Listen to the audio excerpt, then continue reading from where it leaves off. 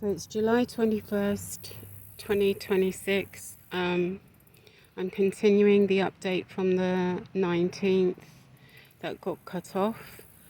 I was basically stuck for 2 days in Jennings being tortured by some of the staff at Herbert's, and I actually had to go there twice. It's a long story that I really won't go into, but all of these things that are set up by the traffickers, all right, in one way or another, they are.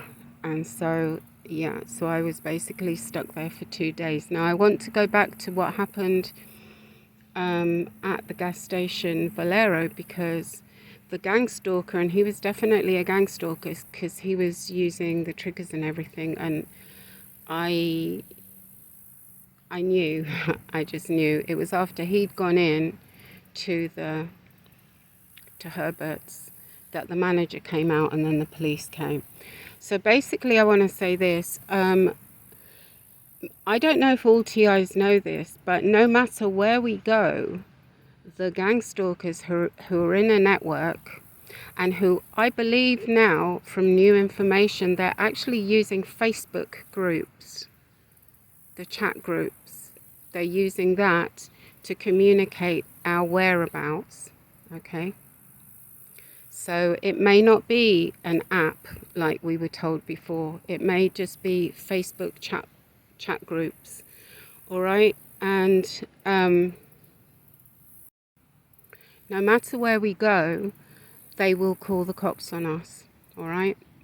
Even if we haven't done anything. I mean, when I first was in this area, I was looking for houses, obviously, because I was buying this one.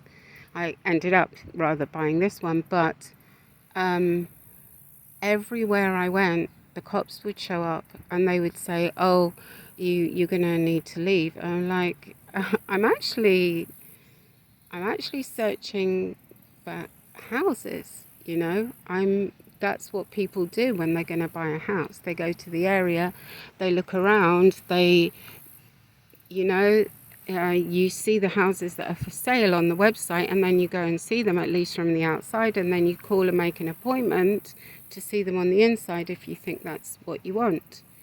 Okay, it isn't suspicious, all right? But they do this, and I remember one time I was actually on my way to an appointment, to see a property, and they called the cops on me.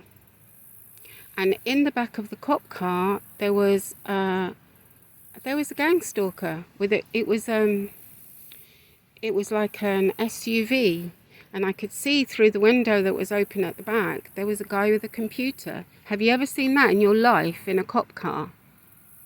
Okay, that's a gang stalker. And they were threatening to me, and I literally I'd stopped in a church car park, and I said to them, "Look, I don't think God minds if I stop just to check the journey to make sure I'm not going the wrong way. I think he would prefer that I do that, when I'm parked and not when I'm actually driving, because that's dangerous." So you see that it doesn't matter what you do, they will turn it into something bad. But here's the good news for us TIs. The police have a whole great long list of all the gang stalkers in every area, because they're the ones who called the cops on us. And all that needs to happen is a little tweak, a little table turn when they realize, oh, these weren't the suspects, those were the suspects, right? And they've given themselves away because they've called in. They've got their name, address, everything. All right, in every single area. The network leaders, whatever they're called. Another thing that happened, now, what day was it? Tuesday night, because I was there literally for 2 full days. Also, some staff at 2 hotels also abused me. Actually, 3 hotels abused me. Just when I went into... Anyway, I'm not going to go into it. but I am going to complain.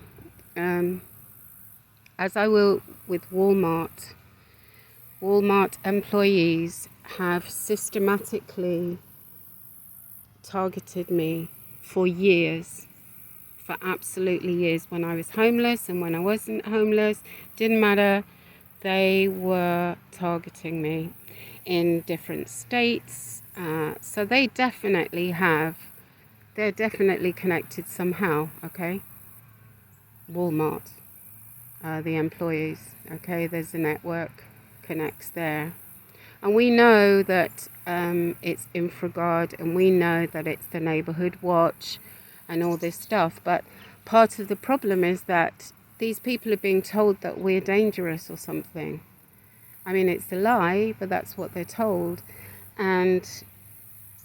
But the problem also is that they will tell the opposite story too. Like, for example, to people that are friendly towards the target, they will tell them, you know what, your friend, she just doesn't stand up for herself, so we're helping her, right?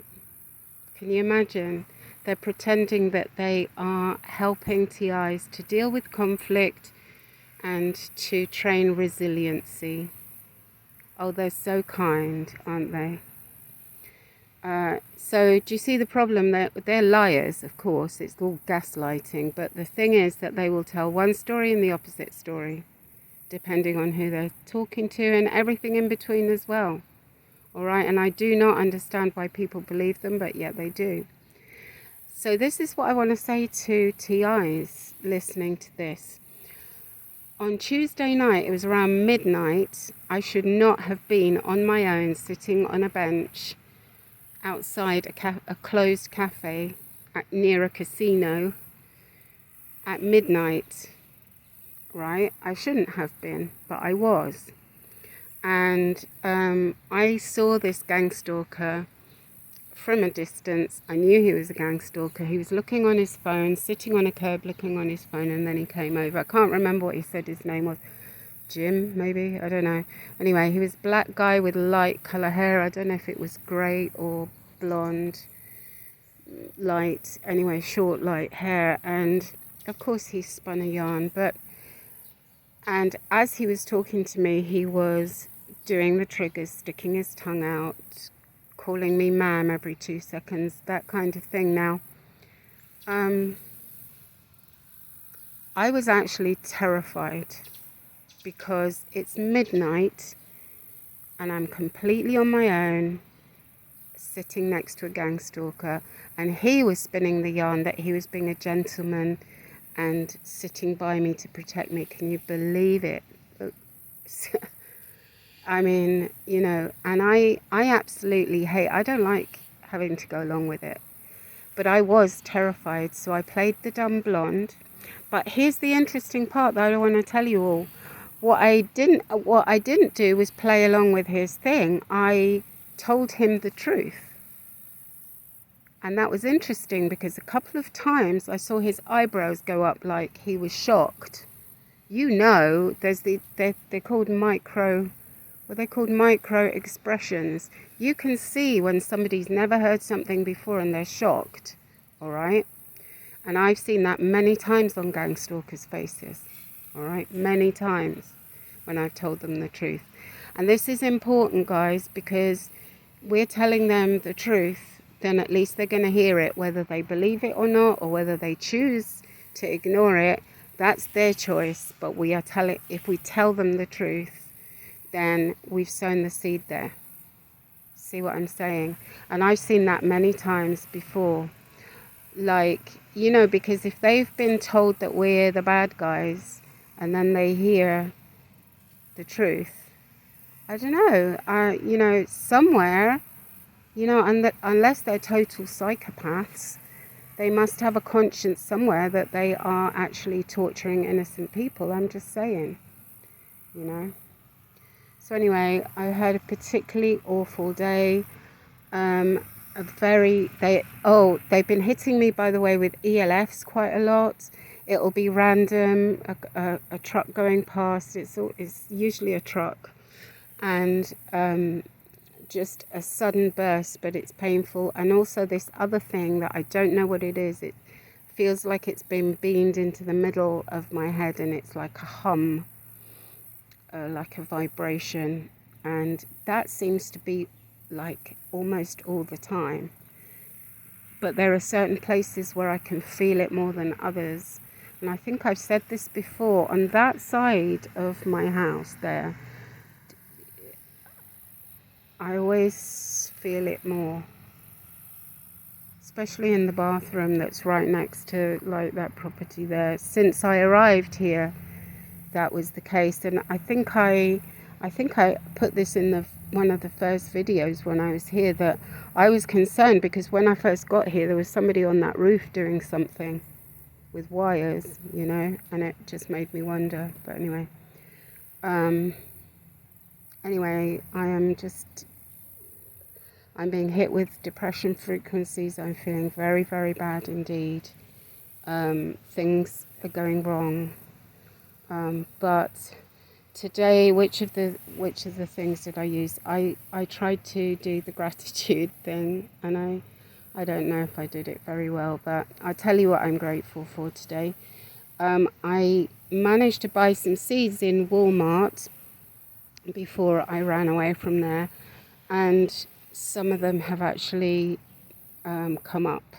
I'll have to show you in another video, but I'm excited about that because I'm literally running out of food. I'm terrified. I'm running out of food. I've got no income.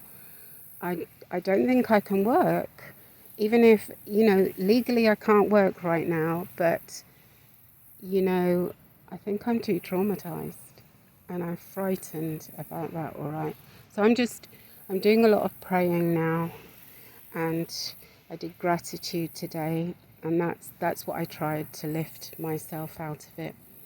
And I just wanted to share this today. And that is actually some good news that I am grateful for. This is now off of my foot, so I can actually go for a walk. And that leads me to say what happened last night. I went for a walk last night. There's a lake here. That's why it's called Lake Arthur. There's a lake. And immediately as I started arriving, as soon as these gang stalkers saw me, they started fake coughing. And of course they were pretending they were smoking or something. But they weren't, because I couldn't smell anything. So they weren't smoking. And then the next thing that happened, I decided, okay, I'm going to walk somewhere away from these gang stalkers, because I was already getting tachycardia, because it's torture. To me, that's torture, all right? They were coughing very loudly, and that's one of the triggers. So I started walking away, and then this other gang stalker looked like a homeless person. Maybe he slept there, I don't know. He immediately told me, don't dive into the lake or something like that. And you know what it made me think of? The Truman Show, when he tries to, you know, cross the bridge or get in a boat or book a flight or anything like that, right?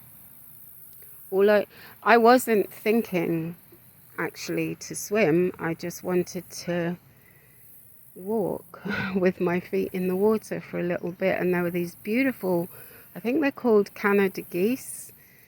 They got a bit nervous with my presence, but they were beautiful, and I just wanted to kind of watch them a little bit and walk, or even just stand in the water, you know, because I haven't done that.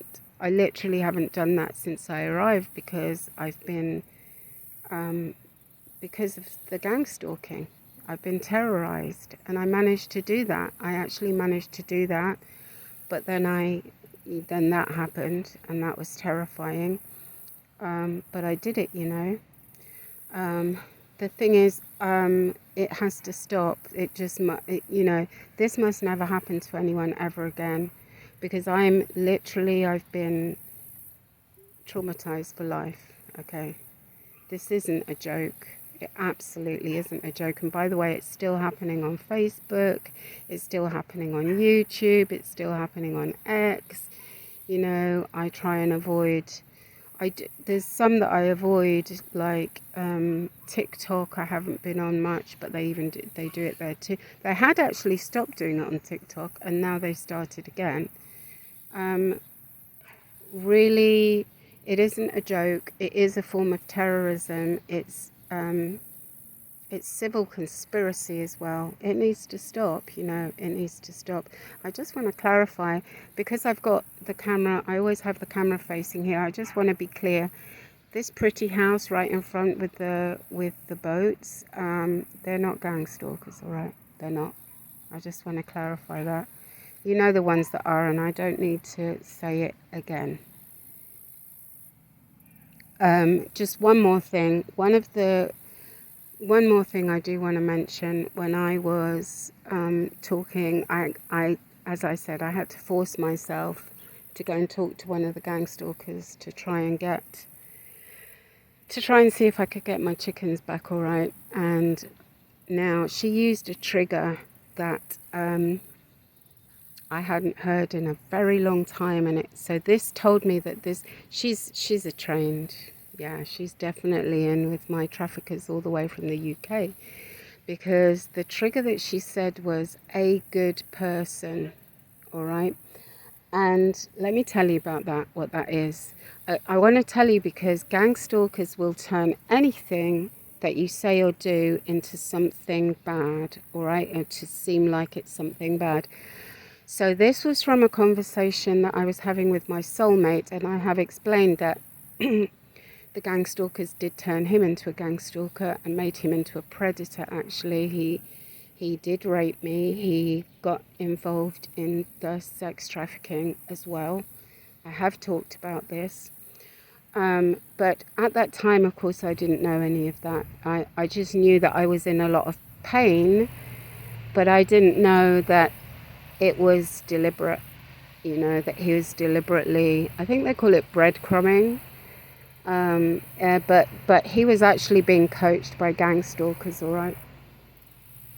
So, and I didn't know that at the time, but I could just sense that he was being influenced by evil, okay? Sorry about the noise, just started. But I could sense that he was being influenced by evil, and so I was trying to appeal to his better nature, and I kept saying to him, you know, Yahya, you know, you're a good person, you know, remember you're a good person, all right? And what they did was, these gang stalkers that were around him, they turned that around and told him that I was being manipulative. Okay, do you see? And then they turned it into a trigger so that they had people all around me saying that phrase all the time. And when I spoke to the gang stalker, that one,